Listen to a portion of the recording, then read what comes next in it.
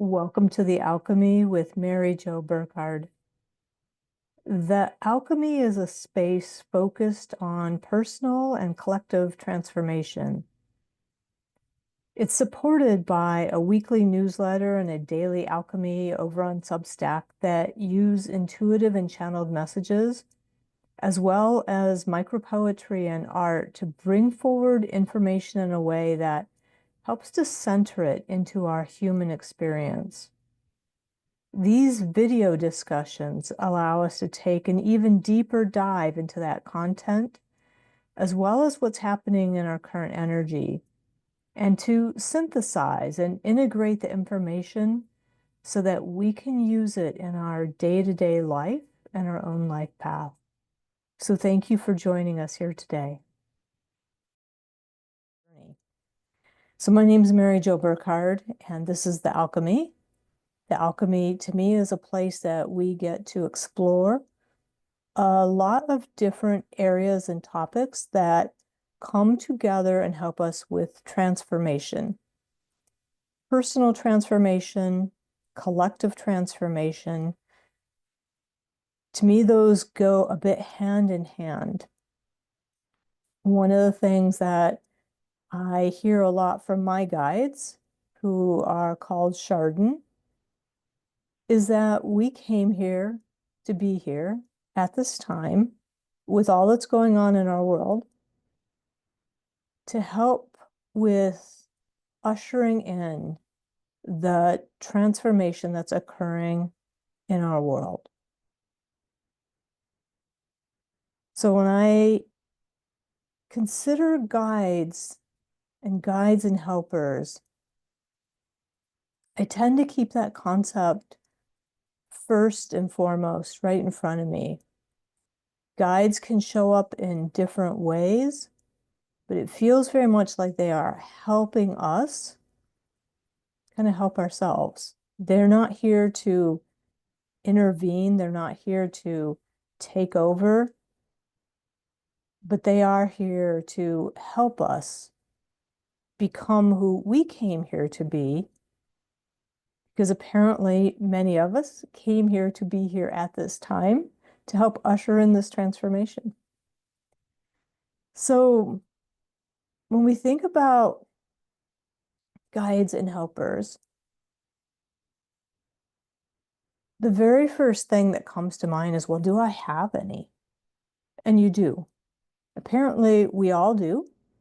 And apparently, we have all had them for our entire life. So we have a guide team that shows up, sometimes even before we're born. They come together, and they are here for our entire life. They help us specifically on our path and our purpose and our journey.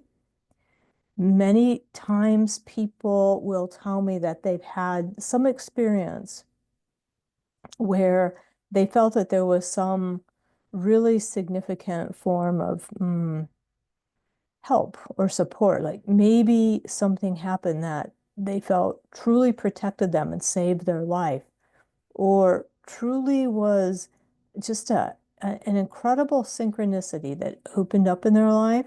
And that was the open door that really transformed and changed so much for them. We also go through life chapters, life changes. So we may go through them at certain major events in our life as we change into different kinds of roles, or we have significant events that really allow us to move into new directions. Not all of those events are maybe by immediate choice, or they may not be very fun at times, but some of these events are things that we use in our life. I'm not saying we cause them in our life. I think that's a whole nother discussion. But we use things that happen in our life to allow us to change and transform. And when those new chapters open up, we will tend to get some different guide members who come in and different guides who may leave. So again, we have some who sort of stay there the whole time, and then we have these chapters.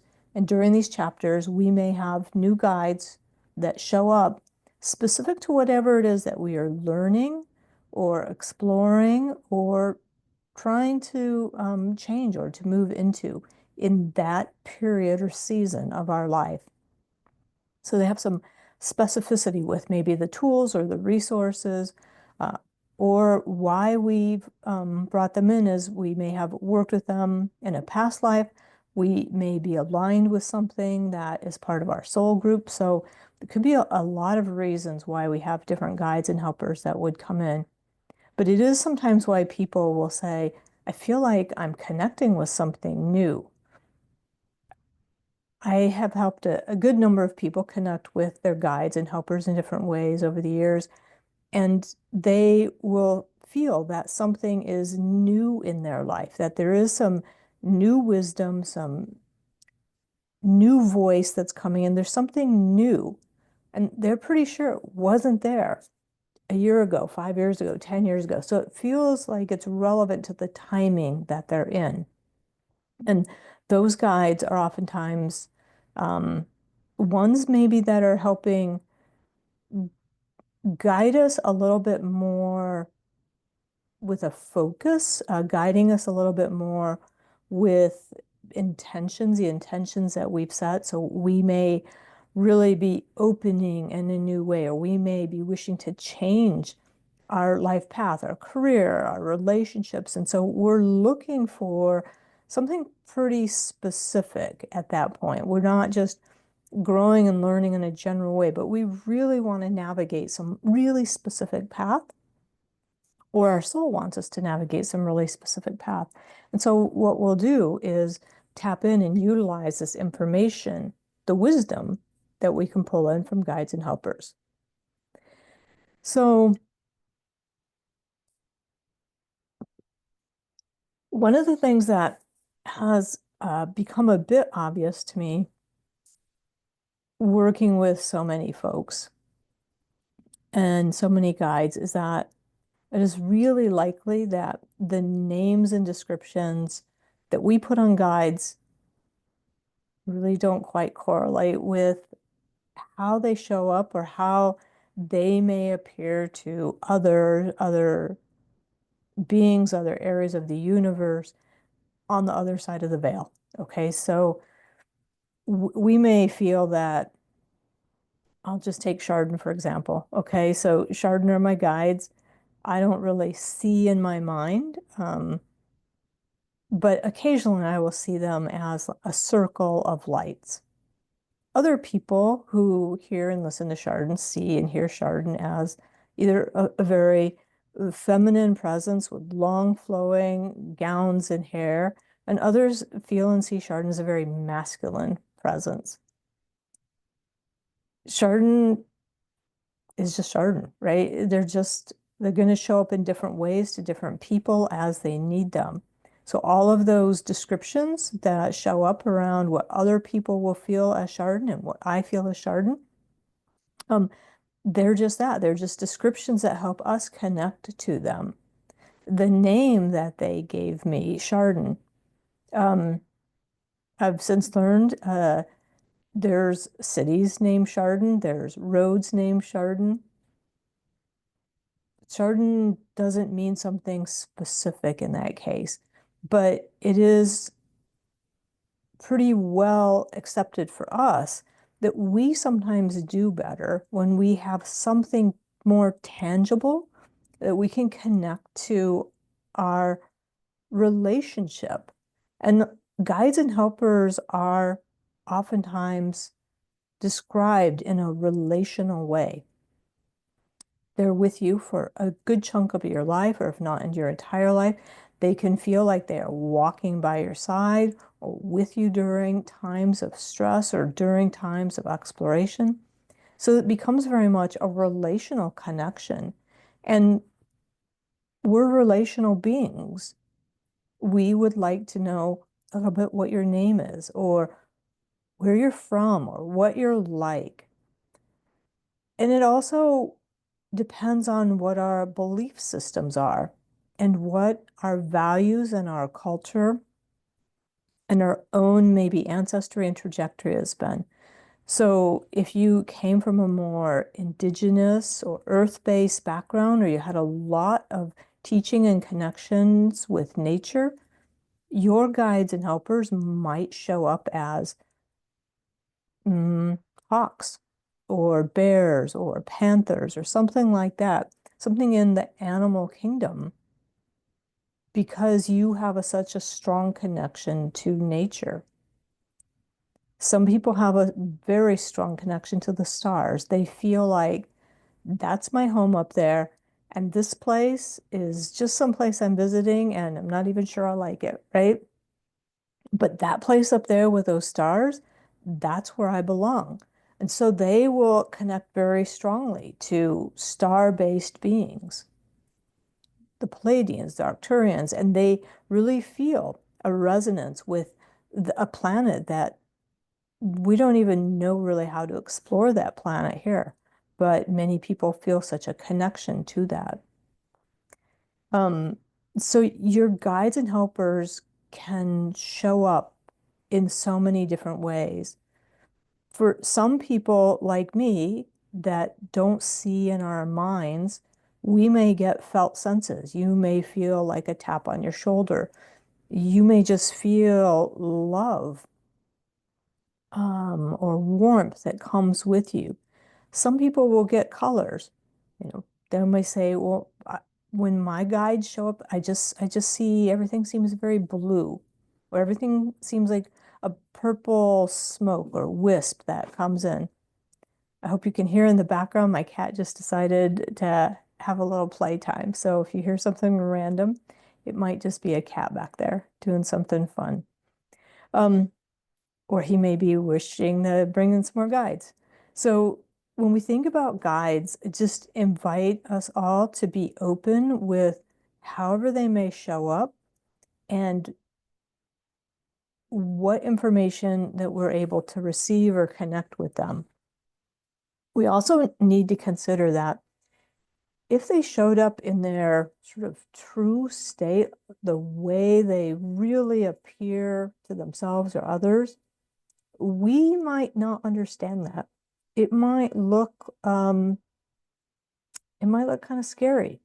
It might look like something that doesn't feel like it matches the energy that we're sensing. We might feel love and compassion, and we see this thing that to us looks a little scary, right? So the dissonance there might be too much for us to really take in. So maybe they show up differently in a way that we can connect, because part of their goal is to help us connect to them, but also to connect with ourselves, really, to connect deeper into our own soul's journey and our own soul's path. Guides and helpers are all going to be a little bit different in what they do with us and for us. Some will get some really specific types of information at times. Some people will get like downloads or information that is very related to solving a problem, something perhaps around technology or science or health. And, it feels like almost like information or data. And other people will get guidance on how to help on their spiritual journey or to help others on their spiritual journey. So allowing yourself just to kind of be open to what it is that's coming in, and that your guides and helpers don't have to look like anybody else's. And the information and the types of things that you receive or the feelings you receive don't need to look like anybody else's. Yours can be very unique to you, and they likely will be. So just allowing that to be something that we don't compete with each other. We don't need to pretend like yours are different or better, worse, or anything else. There's no comparison that we really want to engage in. Our guides are here for us. Somebody else's guides are there for them. And as long as the guides and the helpers that we're working with are coming through in a way that seems like it is for our highest and greatest good and for our soul's journey and path, then those are really the guides that are connecting with us on a personal basis. If the voices that we're hearing or the messages that we're getting are critical or judgmental, or they seem to be pulling us into things that help others, but don't necessarily help us on our life path, they're probably not really our guides and helpers that we want to stay connected with. It may be some other energy that's there, but probably not for us, because the voices that are connected with us around our journey, our soul, our spirit, they're coming and connected from source as well. We should be hearing things that align with deep love, deep connection, deep oneness, and our place in all of those. I wanted to kind of broach a little bit about the kind of collective associated guides and how those who are here for different timings may influence or impact us in that journey. They should still be aligned with our highest, greatest good. And they should really still be aligned with helping us on our path and journey. But they oftentimes, when we are connected into the collective good, it is because we are here. For example, we're here at this time to help usher in part of this change. Well, what is my role? What is my part? And how am I to connect with this and relate to other things? So I thought I would it'll probably take a couple minutes, and I'd like to read something that came from Chardon about 2 years ago. And it was really, the genesis of it was me just asking them, why are our guides here? And trying to understand what is the role of guides in helping us at this time. So I just said, good, this is really just a transcription of this channel. I said, good morning, Chardon. Could we talk a little bit more about this question around why you all are here? Like, what the heck are you doing specifically with us as humans or with the planet? My guides and I sometimes are a little sarcastic back and forth. And you and your guides may find that as well. You and the Akashic Records may be a little sarcastic back and forth. I know several people who talk about it. You know, my guides are a bit spunky. They're kind of spirited at times. They're helping me, but I talk to them just like I would talk to my friends. So what I heard was greetings and welcome, and indeed a deeper question, a bigger perspective in this short, simple answer. We are here to help each of you as humans define your own purpose, your own path, to go further into your connection with oneness, connection to source. And that is at the individual level, but also at the planetary and cosmic level.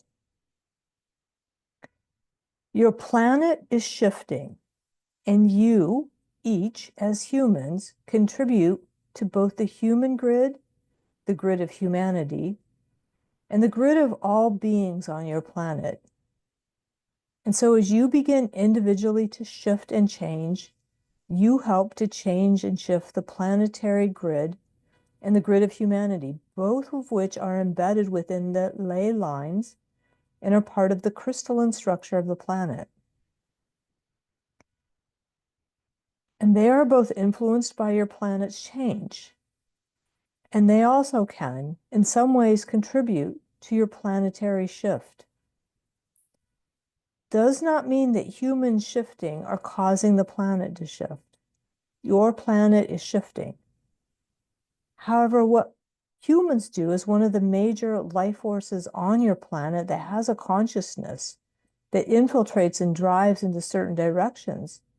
The consciousness of humanity contributes to the flow and shift of your planetary change. Back to, we're here to help usher in this change. From a larger cosmic view, your planet is seen by other planets, by other stars. There's a harmonic resonance that your planet contributes to and is part of and is viewed. And we are using human planets here, or human terms here of see, hear, feel. So the planet is viewed through a harmonic resonance that is present in the universe. And the harmonic resonance of the universe, the cosmos, is shifting. So our planet is shifting, we're shifting as part of that. Our planet is shifting also as part of the universe shifting. So there is something that's much larger than all of us going on, and probably explains why we're all having so many interactions with our guides and helpers that seem to be changing and shifting also at this time. So they talk about kind of how things place out there into the universal structure, but they end with, we're here to help each one of you, which at very individual level is quite personal, quite life transforming, quite changing. And yet our larger goal is helping to shift and support your planet.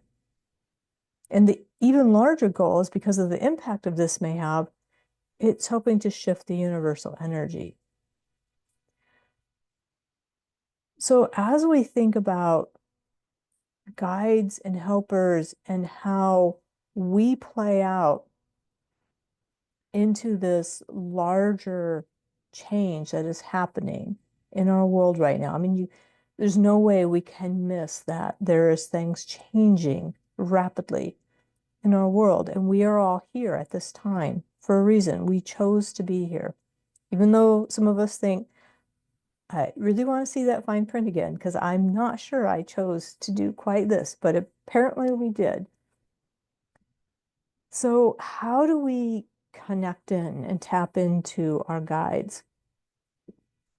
The number one thing that I always hear is reach out, be open, listen, talk to them. Like literally talk to them as if they are something that will talk back to you, that will respond to you, that will be open to supporting you.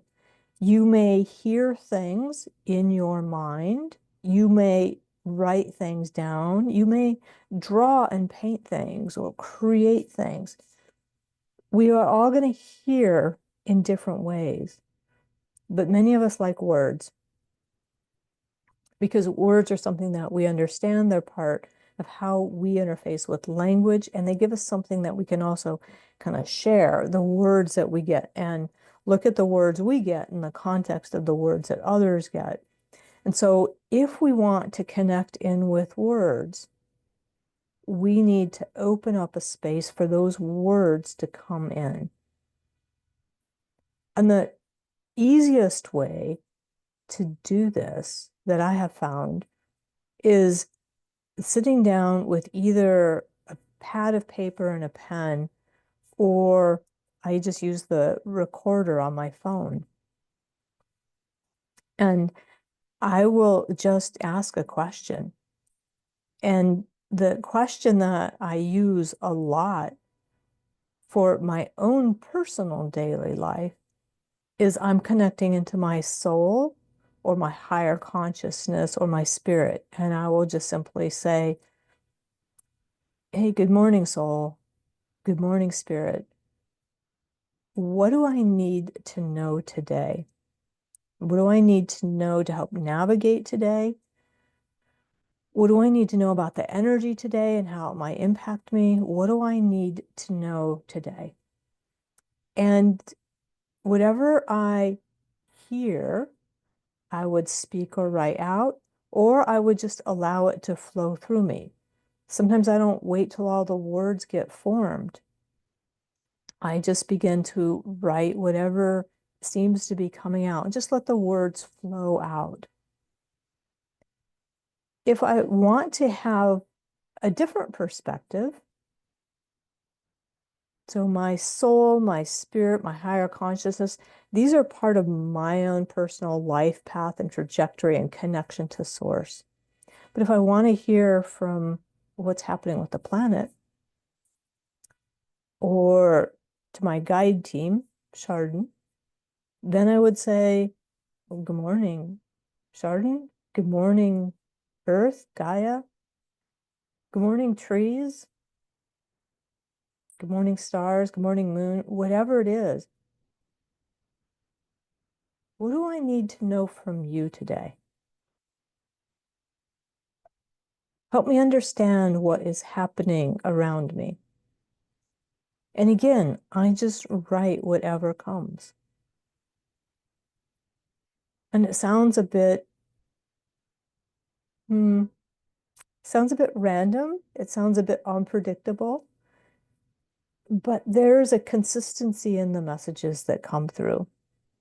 And if you do this every day for a month, what you begin to find is that you're hearing some of the very same things on a frequent basis.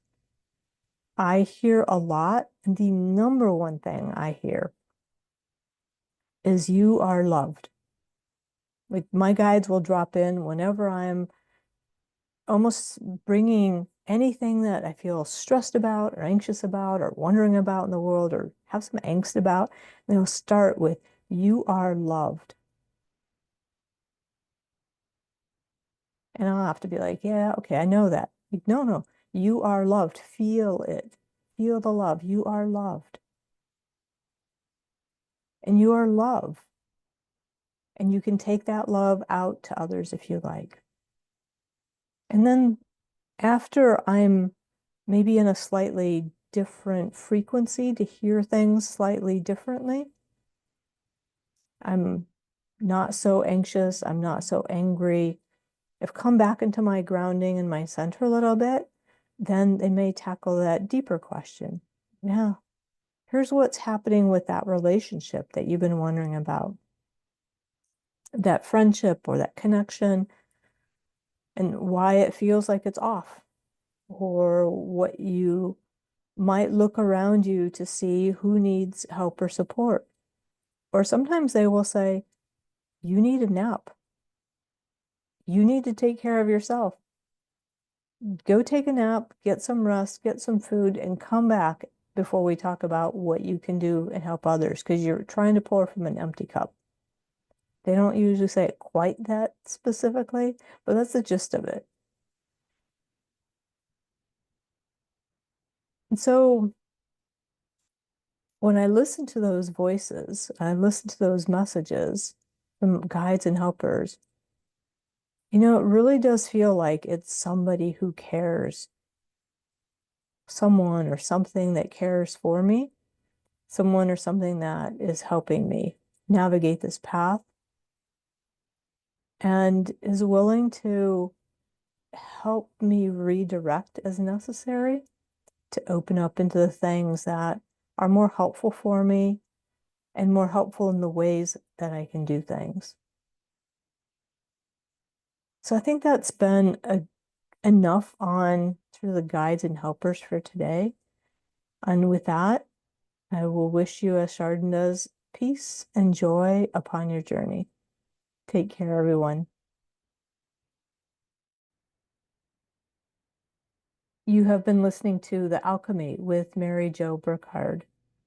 For more from Mary Jo and The Alchemy, please visit maryjoburkhart.com, or you can find Mary Jo Burkhard over at Substack, YouTube, and Spotify.